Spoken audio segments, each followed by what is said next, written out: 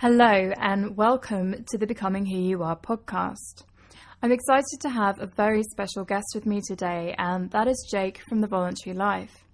The Voluntary Life is a podcast about finding freedom in an unfree world, and you can hear more about this at thevoluntarylife.com by finding the podcast on iTunes or by searching for The Voluntary Life on Facebook. I thought it would be fun to talk to Jake today, as I think the Voluntary Life is a fantastic example of what it means to do authentic work. It's a side project that Jake has set up to share his ideas with others and to talk about topics he feels passionate about. And I really like the fact that in doing so, he's also providing other people with ideas that can help them live more authentic lives. For full disclosure, Jake is my partner and we live together, which means I'm unashamedly doubly excited to have him on the podcast today and to talk about his authentic work. So, hello Jake and welcome. Thank you so much for talking to me today. Hi. Hi. Thank you so much for having me on your show. No problem. So the first question that I wanted to ask you today was, what exactly inspired you to start the Voluntary Life podcast? Because I've really enjoyed listening to the episodes that you've produced so far. And I know that originally started as a book club and then progressed onto you doing solo casts and interviews with other people. So I was wondering if you could walk me through a little bit of how that progressed and how it grew for you and developed. Well, thank you. It started off as a book club, and as you know, because you were involved in the calls, we were just doing Skype calls with a bunch of friends, and it really, at that point, I had no intention of starting the Voluntary Life as a wider podcast. But after a while, when we were just recording these Skype calls just for fun, I thought it would be interesting to share them, and I wanted to look at other aspects of finding freedom, because we started off looking at more political aspects, the state and the principles of voluntarism. But I also wanted to look at other aspects of just how to maximize freedom in your life through financial freedom, freedom to work for yourself, psychological freedom, freedom in terms of unschooling and these kinds of things. And I think because my background's in entrepreneurship, that's an area I felt like, because of my sort of history, I could offer some thoughts on that. In particular, I sold my business and it gave me a lot of opportunity to do other things. So I thought that's something that I would like to talk about because it might be interesting for other people. But at the same time, I really wanted to learn about other ideas that other people would have, because there's lots of things that when I started a Voluntary Life, I really didn't know anything about, like unschooling, for example. And so I thought it'd be interesting to interview other people and to find out, what other ideas are out there that I could learn from. And the idea of the podcast is really, it's a learning process for me as well. The people that I'm interviewing are people who have found freedom in their lives in a way that I didn't know about or that I find interesting, and I'm also sharing some of the ideas that I have about it. So, it originally it was just a book club for freedom-oriented books, and as it happened, I didn't know, but there is actually something called the Freedom Book Club, and that URL was already taken. So I thought, well, okay, so I'm not going to make a web page for this book club with that URL. So what else could this be? And it wasn't really planned, but it was so much fun doing it that I just decided to make it a more regular podcast. It's a happy accident. Yeah. Yeah, and what I really like about what you've just said is the fact that the way that you commented on how it's not just you talking about your experience and sort of telling other people what you know, but it's also a really, really great opportunity for you to learn as well and for you to kind of expand your horizons. I also really like the fact that you focus on personal, so people's personal lives. So there is a lot of content online about politics, and you said that you started from a political standpoint and talking about political freedom. But actually, what's more important is freedom in your own life. So the world is the way it is right now. You can't change that necessarily. But what can you do in your life right now to be more free? Yeah. And the more I think that my experience has been that the more I can think about freedom in those terms, the more meaningful and useful and it is to me, and the more traction it has in my life. It's like, I remember when I first started reading about politics, I very much thought about society as being something out there, and sort of trying to understand that thing that was out there. Whereas actually, what's relevant to me is the society that is my life, me and my relationships. And that means my personal relationships and my working relationships and so forth. So all of these questions about how free people are really relevant in terms of thinking about yourself. How free am I, and what can I do to have the most choice about my life, and to really be able to choose my life. That's what I see as the voluntary life is having the ability to have a lot of choices to choose from, and make your own choices about what life you want to lead. Yeah, absolutely. I couldn't agree more. And for me, that's exactly what living an authentic life is as well. It's just being aware of what choices you have, and having the freedom, giving yourself permission and freedom to make those choices. Yeah. And I think, it's what my experience has been. It's been great fun finding out about all of the aspects of choice that you have that you don't even really think about. That don't even necessarily occur to you. There's lots and lots of ways of making a living that give you a lot of freedom and personal choice that don't even occur to some people, be that freelancing or starting your own business and so forth. And there's lots and lots of ways of for example, having freedom within your personal relationships and your friendships that I think, talking to people has really helped and given me lots of ideas through doing the podcast and through doing the interviews. Yeah, I love that. And I love the way that you've sort of taken your passion from something that's quite abstract, like politics and society, and really, really brought it down to a personal level. And I think in a way, I've heard of some of the feedback that you've had from other people, and I've heard other people talk about your podcast. And I know it's in a way that really impacts other people in their day-to-day lives as well, which is the most important thing, because that's the life that we're living, is the day-to-day life.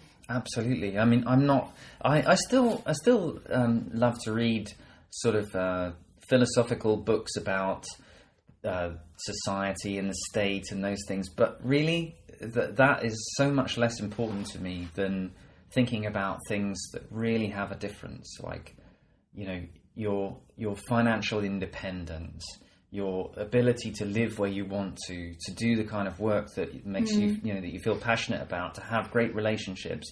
These are the kinds of freedoms I think that really now excite me and interest me, and finding out more practical knowledge about those things is what really drives my interest.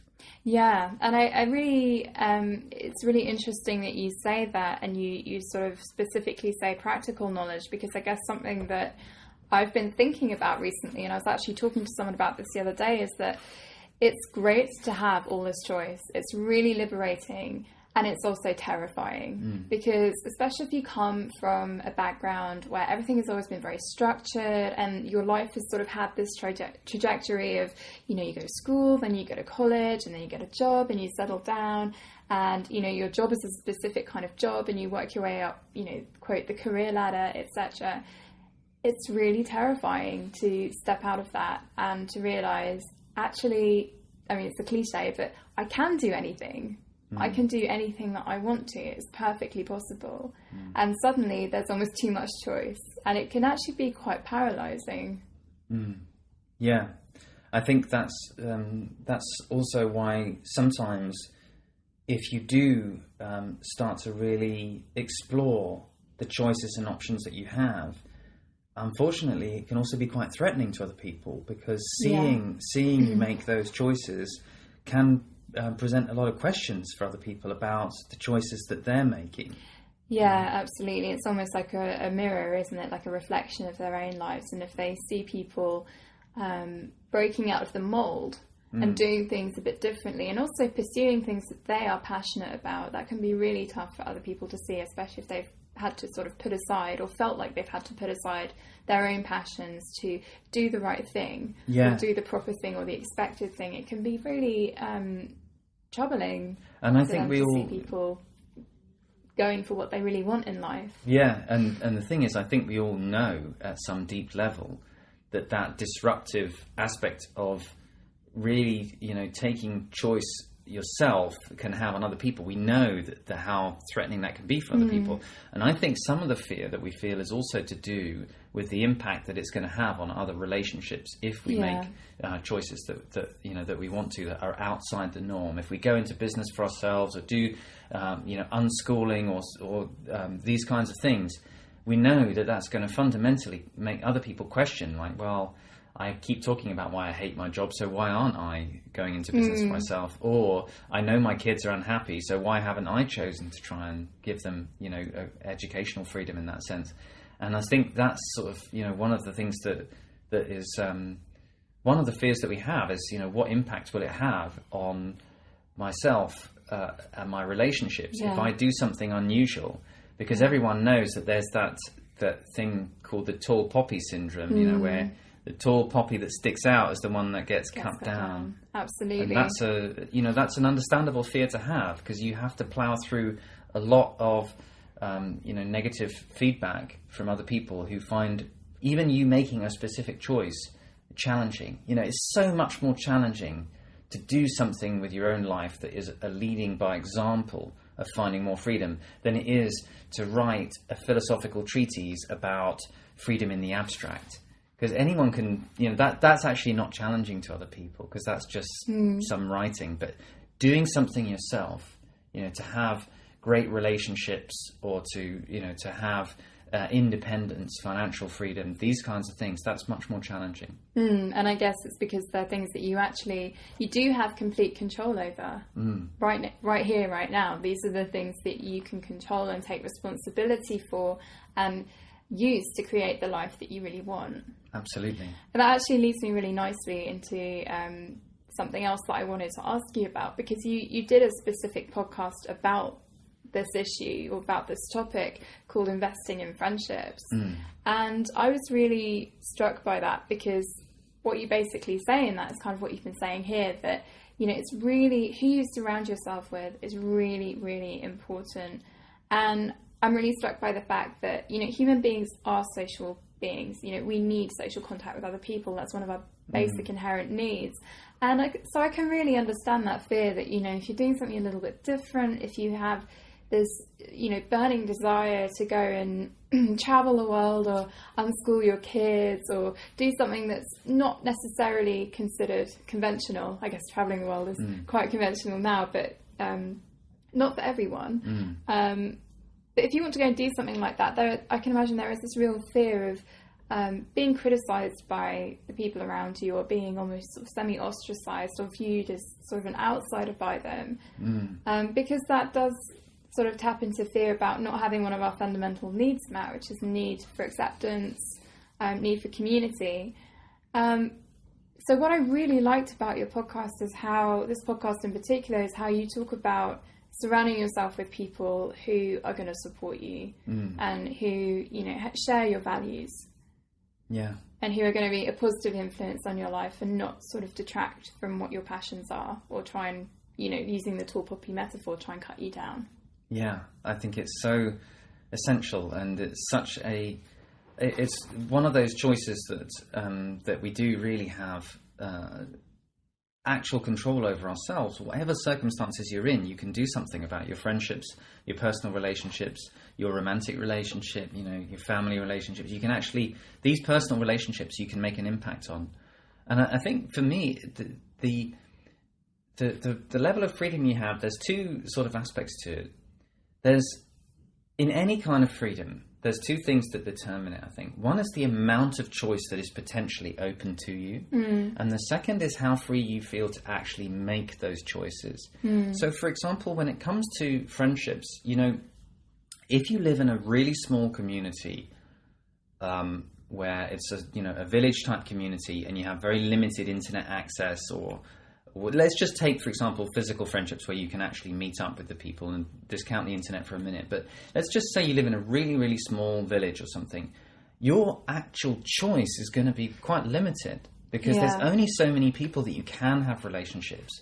And I guess, and this is just total hypothesizing on my part, but we've obviously evolved to be able to try and work out how to get along with the people that we are in a small community with, because a lot of our prehistory was spent in small hunter-gathering type communities. So we know that we have to kind of put up with people and to a certain extent limit ourselves and our personality, our desires, our true selves within a small context.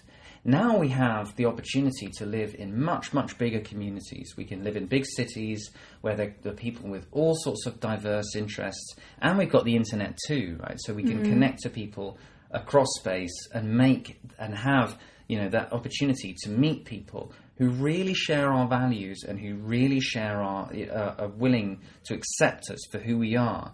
So we have the choice. The second part of though is feeling able to actually utilize that choice. Yeah. Because even if you live in a big city where you can go up on meetup.com and find people who share your interests, and you can go online to discussion boards and find people who value the same things as you do, or who at least are willing to accept you for what your values are. You can do all of that, but there's still a certain sense of obligation that we have to long-term relationships that we may find ourselves in, which I think is very, very scary and difficult to break, and to actually go out and find. It's hard, it's frightening to test your friendships, to see whether or not, if you are really authentic, you will be accepted. Yeah. Because there's a fear of rejection. And it's also very hard to adjust your friendships towards those people who do share your values. Even if you live in a place where you have the choice, actually taking advantage of that choice is something that I think is so important, but it is also still quite hard to do. Absolutely. And I think, like with all obligations in life, or things that people feel obligated to do, there is this mindset that I think can develop as well, where people choose to with have to. So I have to do this, like I have to do the laundry. No, you're choosing to do it. You might feel like you have to because you haven't got any clothes left or whatever, but it's a choice that you're making. So it's the same with relationships, like, well, I have to go and meet up with them, I have to give them a call. No, that's still a choice that you make every step of the way. And I think it's really easy to feel that sense of obligation and feel like I have to, when actually you do have a choice. And if you feel some resistance to doing that, and if you feel the have to kicking in, that's quite a good indication perhaps of, where that relationship is at right now. Absolutely. And I think, there are so many ways in which your true feelings about your friendships sort of come through, sort of when you see their name come up on your phone, how you feel about that. When you think about the fact that you haven't got back to them about meeting up, how you feel about that. And, you either get a feeling like, oh, great, this is fantastic. I'm really glad that this person is phoning me, and I really want to meet up with this person again. I want to make that happen. Yeah. Or you get that sort of sense of dread and exhaustion. Well, I suppose I should. I ought to, yeah. And that's really sad, because that's obviously not going to be fun for the other person either, because you will show that in the way that you relate to them. Yeah, and I guess it's not being authentic either, because you're not really being authentic with yourself if you're kind of making yourself do something under the pretense of, well, I should or I have to. And you're not being authentic with the other person either if you rock up pretending that everything's fine and you're happy to be there, and they're going to know on some level that that's not the case, and it's not actually going to do anything for the friendship. Yeah. And I do think what you said earlier on, though, is really, really important and really true about just how social we are and how important it is for us to have support. Because I think if you want to sort of increase your happiness in your friendships, it's so important that you have support, and that you have a sense of community, or for want of a better word, whatever. You've got a network of friends and support around you. And so it's one of those things where I don't think, it's a question of like you suddenly sort of wake up one day and realize this isn't giving me the support I need and just drop all your friendships and go and find something else. I think it's got to be a sort of a process of continual improvement, you know. Absolutely. I think as human beings we always are in process, because we're always constantly shifting and changing, and so there is no sort of end date or finish line for this. It's a constant process. Yeah. And I guess just to sum up kind of what we're really talking about here is, you know, if you want freedom and authenticity in your friendships and your relationships, it really boils down to making conscious choices and having self-responsibility. So taking responsibility for having that choice. Yeah, absolutely. I mean, the two things that I sort of think you can practically do about that is, number one is you've got to be in a situation where you actually have choice. So in other words, you need to open yourself up to networks where you're going to meet people who share your values, whether that's by being in a place where you can actually meet those people. And typically, you know, bigger cities are places where you get a lot more choice, but you also have the internet and all the discussion boards and everything like that. So firstly, you've got to actually open yourself up to those relationships that are going to be rewarding to you, so that you have choice in your relationships. But the second thing is about actually making that choice, about actually investing in those friendships with people who really do give you, you know, the support, the love, and, you know, the acceptance that you need, and divesting from those relationships where you don't get that. Yeah. Because even if you're sort of in a place where you could develop friendships with people who you feel a lot more support from, you may have those relationships, those sort of historical friendships or relationships where friends, family, you know, even sadly, often romantic relationships where you're still very enmeshed in that relationship, even if you're honest with yourself, even if it's not giving you what you need to be authentic yourself, and actually, you know, making that conscious choice to actually make the shift towards those people who give you, you know, what you need, and away from those people who don't, is a difficult and painful process, but that's the other necessary part of it. Absolutely. Well, thank you for sharing your thoughts about that. I think it's really helpful for me to hear, and I'm sure it'll be helpful for other people as well. So that's it for now, but you can tune in again next week to hear us talk about more topics associated with finding freedom in our lives and living authentically. Thanks so much for listening, and I look forward to talking to you again very soon.